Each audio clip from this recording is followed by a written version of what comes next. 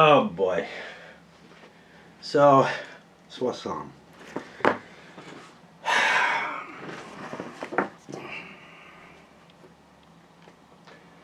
This is not my kind of game. Which is a shame, because I think it's probably a very good game. But here's what happens. And, whoa! There's a rant in the middle of somewhere in the middle of the second video where it just shows, this brought me to full breakdown.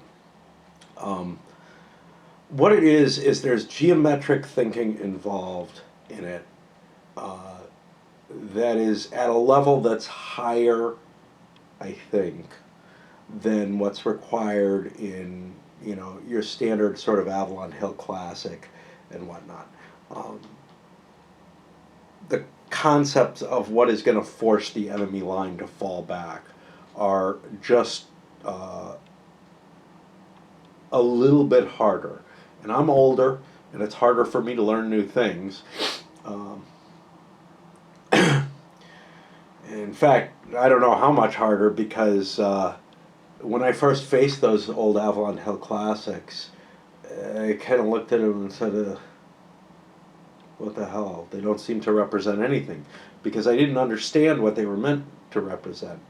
And I didn't understand certain key little features. Now, I was pretty young at the point. But I didn't understand key features, and didn't learn them until I read how to do them. But once I read kind of how to deal with some of the stuff, particularly stacking your pieces every other space rather than trying to keep a continuous front, that was the real watershed moment for me in terms of those games making any sense. And for that matter, also some of the early SPI things based on the Napoleon at Waterloo system and whatnot, where you got to attack everything, and it was a little different. But anyway,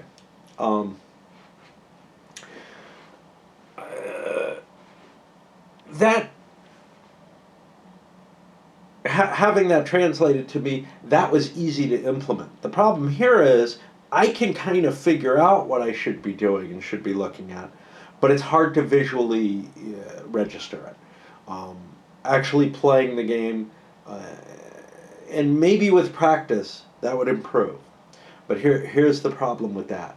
This is one game that uses this system, and I don't tend to like those old classics games, not just because of the geometric thinking that's involved in them, but also because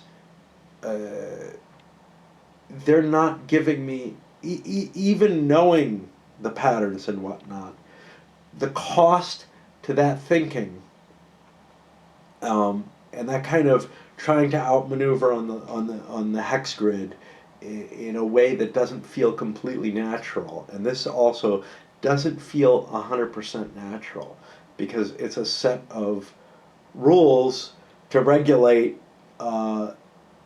a situation that's broader.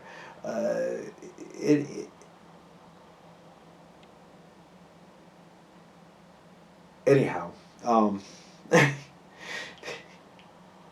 let's get off that line of things. The real key to it is, if I learn the shit out of this, it's one game, right? It's not like there's a whole compendium of games that training myself to deal with that kind of geometry is going to particularly help me with.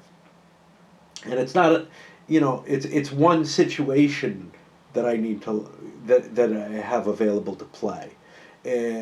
Go, you could say, has similar sorts of patterns in it that you have to learn and you just recognize, and they burn into your brain as you begin to play.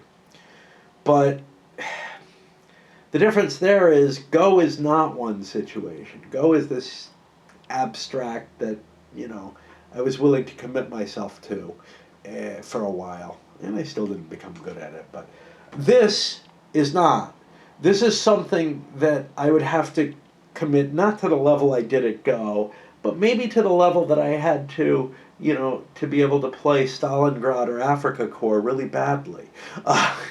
Because if you don't get the geometry right, if you don't understand how it works, what you end up with is blunders left and right that end up with an unbelievable situation, much like the way Hitler's war seems designed to be played. Nobody's pointed out to me to say, nobody's looked at my Hitler's Wars videos and said, oh, you're just doing this completely wrong. That's not how you play that game. Maybe if they did, maybe if they were right about that, I would respect it more. But it's designed to be wacky and crazy in terms of these. You don't have to play it that way, but it's a reasonable type of play, and it just doesn't reflect history at all. And I would actually argue it's a type of play that in many circumstances wins you the game. In this, you don't want to make those mistakes. You want to get it right. If you study and everything, I think you get, and if you can learn the patterns of the geometry, I think you can get yourself to be able to play what looks like a very, very historical representation. But to fight one battle in one period of World War One, and it might get extended over a few battles in that period of World War One, but I don't think the mechanisms would work very well across the board. And they're an attempt, either that or they're an attempt to completely replace the geometric model that all wargaming has. And I don't think that works. I just don't think that works. I think it works in a very small slice, or maybe a couple of slices of this particular war, probably only on the Western Front, maybe in Italy,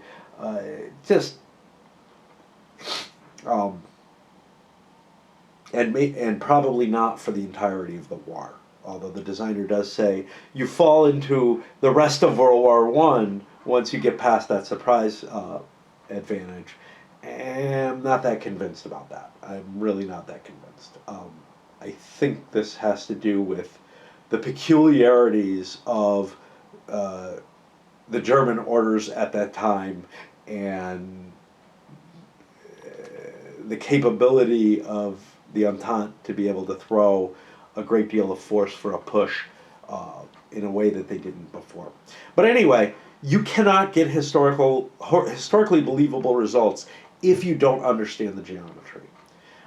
Also, what I do find with those Avalon Hill games is, and they're easier to approach, I think, is that the geometry, even when you know it, gets in the way. Well, in those it gets in the way of the historicity, but because the model has its problems, at least as expressed in some of the more simple games.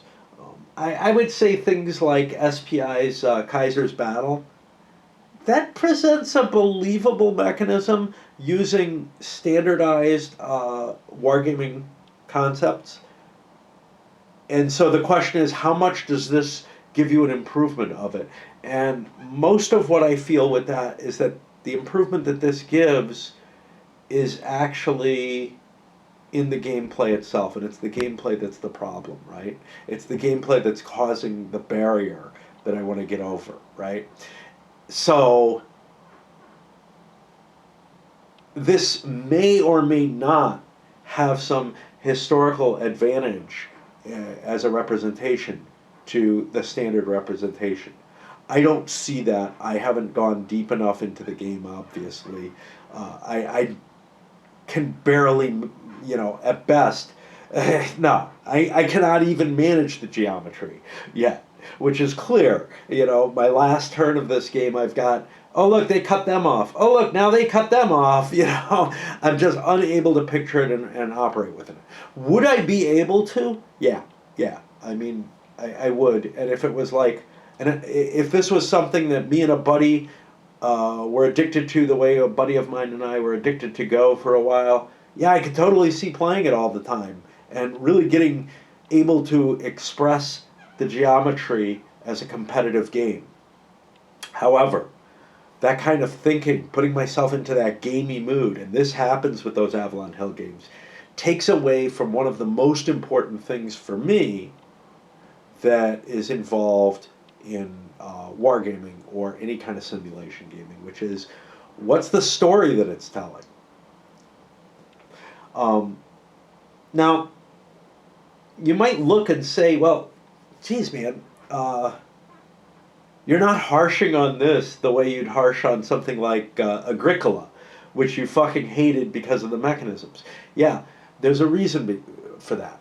This does, I think, produce historically believable results if you do it right. And if your mind is not quite the same as mine, you might get all the narrative that you want out of this. So I would think kind of people who played and liked and got everything or a lot of what they wanted from those old classics from the 70s, not just the Avalon Hill ones, but maybe want a slightly different gameplay design that favors different things and allows them to think in a slightly different way. Yeah, this does that. And maybe you'll find that it actually gives a more accurate historical picture of this particular slice in time in some way. That's all I can really say about it. It is, well, there's one other thing, which is that no matter what you do with this game, the Germans have much, much more limited capabilities in terms of they really don't have to work too hard, and they don't get to make attacks really. But if the Entente fucks up, they can do what is equivalent to an attack or more valuable than an attack, which is to outmaneuver the Entente and collapse their whole position, which we saw examples of, but it's questionable whether or not that would have held up. Just because if I'd played another day or something, maybe the Entente could collapse the German position. Again, a la Hitler's War, where if you play badly in this, if you don't understand the consequences of everything you're doing and everything that the geometry represents, you're going to be in a position where the game just does not develop in anything like a historical manner. But I've already touched on that. Okay. So, what else? Yeah, so why am I so harsh with Agricola? Because it's not representative of anything. If it were a pure abstract game, and I would still probably be really kind of unhappy about it the way I am about things like Bazaar that are hard for me to do, the old 3M game.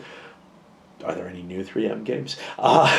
But at least I could justify it.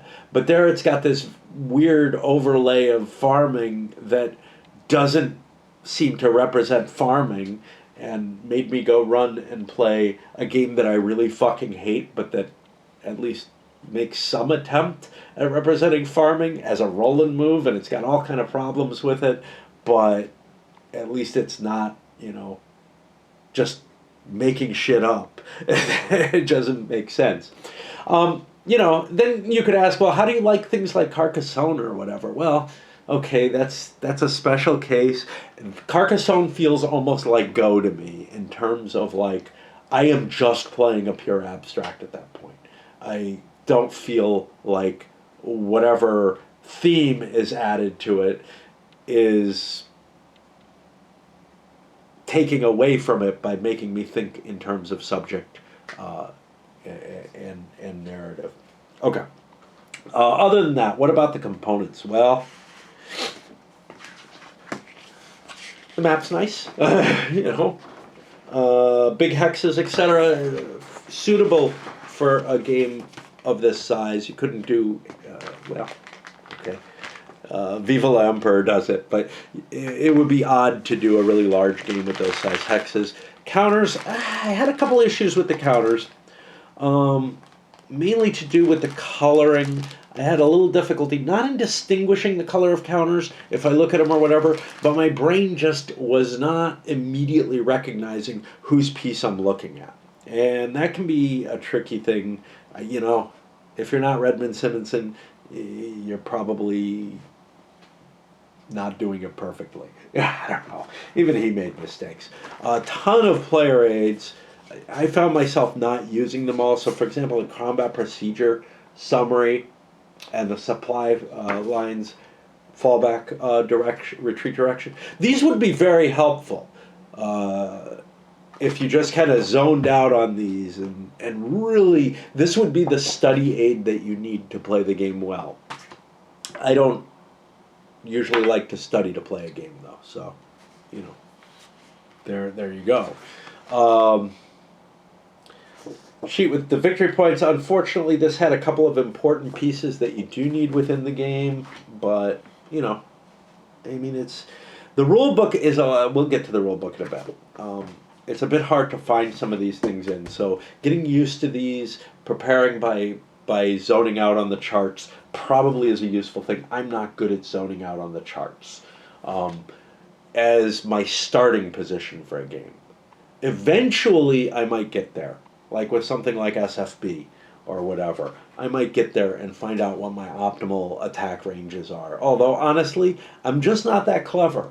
I can remember, like, it was a shock to me. I had to read about the fact that, hey, disruptor bolts work better at a certain point, to go look at the charts and realize, hey, they are more powerful there, like, than any other weapon system at that range. Interesting. You got your combat charts. It was kind of annoying that the bombardment chart's not able to be on the same size as here, but you do kind of need everything that's on here, and I don't know what else you could do. I found it pleasing that the DRMs was a small enough list that I could just memorize it. I had a recent case where I couldn't do that. Oh, I know. My NBS level, version 3. Terrain chart. There's some space wasted, some blanks. Is that good? Is that bad? I don't know. Given that there are multiple blank ones, maybe they could have double-sided, maybe not. Okay. The actual rules. So this is one of the few games I've seen. We're not getting any alerts yet. This is one of the few games I've seen that goes kind of whole hog on repeating rules every time that you might run into them. I thought that would be fine. I had never run into a game that over-repeated stuff. There are problems with repeating rules, but it's from a game maintenance point of view, which is to say, well, if there's a lot of errata to the game, that's going to create problems because you have to insert it in a lot of places. For the rules, you know, printer side, that makes it easy to create more problems when you make changes.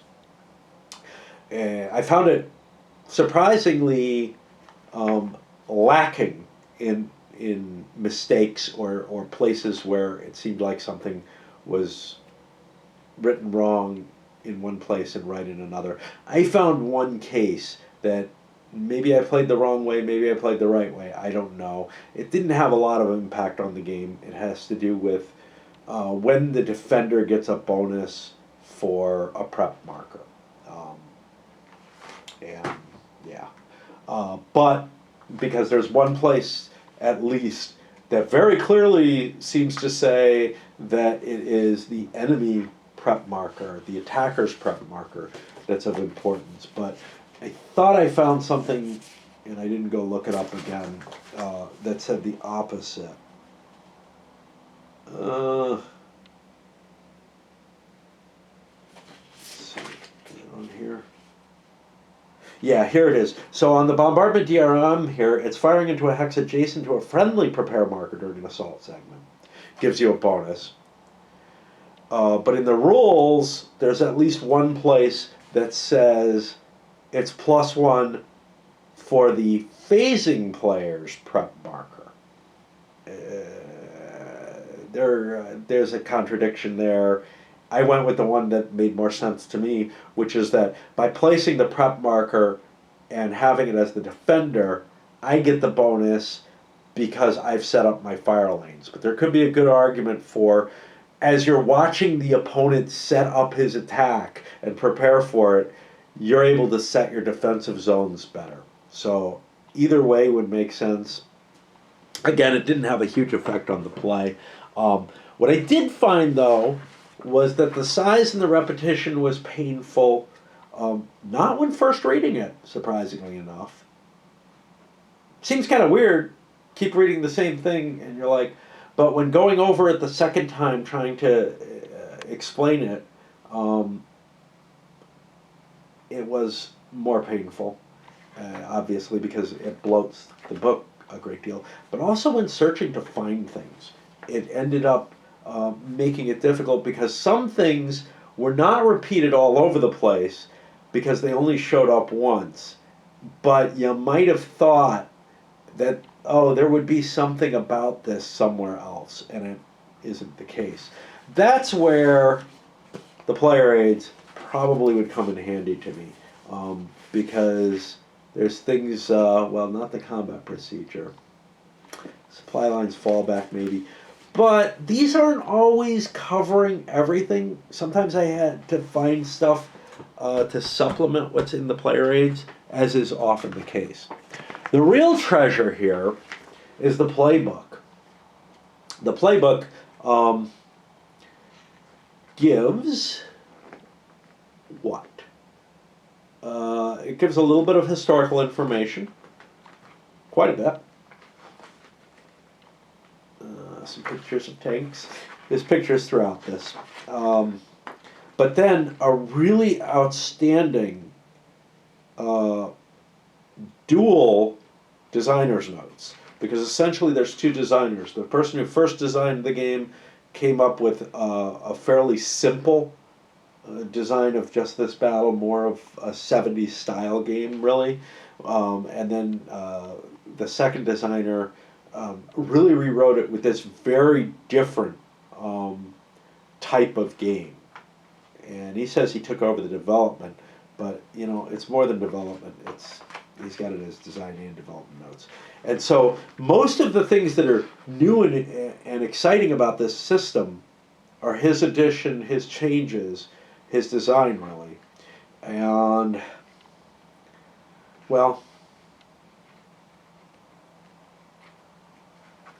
I mean, they're what make it worth going out and getting in terms of being innovative, but they're also what make it beyond my reach for what it is.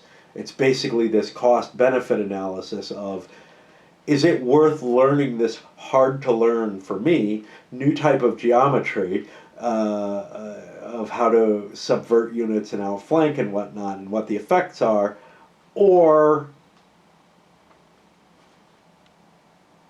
is it better to just put this on the shelf and say, you know what, it's too much? Now, again, I've said this before while I was playing, I'd have almost no problem playing the Germans. I wouldn't get too frustrated, and if I got outflanked, hey, that's too bad. You know, I'm routing away, whatever. It's playing the Entente that really puts the burden of the game on you, and you're not just watching for the one thing, which is, did he make a mistake that I can take advantage of and exploit? Unless you get a chance to exploit that advantage and then get taken advantage of yourself, and you end up in this silly pathological situation. There's an example of play, which, again, if you move the pieces around on the board, maybe it'll help. Reading it really doesn't. It just, some of it does clarify how some of the mechanisms work, but for the most part, what you really need is experience and failure, you know, to start to start learning this game, I think. At least for me. You know, I need to see those, oh, I fucked up and look, my flank's gone. I lose. You know, that's the kind of experience that I need to be able to learn something of this line. And you can see where that wouldn't be terribly much fun. And I also just don't have the time for it. I have too many fucking games. And then there's playing tips for both sides, which in general are kind of interesting. But altogether, yeah, you know, like I said, I think it's definitely an interesting game. I respect what I've seen of it. It's just not something that I can cope with without putting more energy than I'm willing to into a game. And so that's kind of where I think, you know, if you're going to take anything away from this review, do you like the geometrical puzzle of the old style games? Do you want something that feels like it would be, you know, that feels more historical than them, but still utilizes that full geometric puzzle and the thinking man's game that, you know, Avalon Hill tried to promote and everything? And I always looked at it and said, well, I'm not a thinking man. I'm a little boy who's interested in war. You know, when I first saw him, I want, you know, I want something that's more believable than makes me think real hard. And that's still the case. I'm still a little boy who's interested in war. So yeah, this doesn't quite do it for me. I do suspect though that there's both a very good game system in here that would be fun for at least,